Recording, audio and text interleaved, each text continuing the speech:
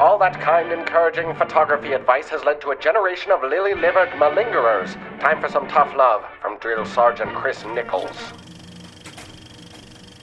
Welcome back, you kindergarten dropouts. It's Drill Sergeant Chris here to teach you all about circular polarizers. But first, let's talk about the standard issue military-grade polarizer does for you. It'll knock off glare and reflections off things like water, buildings, glass, but not mirrors, you dum-dums. Now, in color images, this will enhance your saturation. It will also give you more contrast, especially sky against the clouds, but you need to know how to use it properly, and you're not. You can't just put a polarizer onto your lens and expect it to work. You have to spin it, like the way the military does after every major conflict.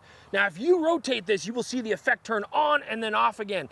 Every time you move the camera or turn it horizontally or vertically, you must rotate this filter until you get the strongest effect. When used properly, you can make a scene like this turn into a scene like this. And it's as simple as using the eyes your mama gave you. Or your daddy gave you. Sarge, genetics is complicated. Private Drake, let's see how well you can see with two shiners.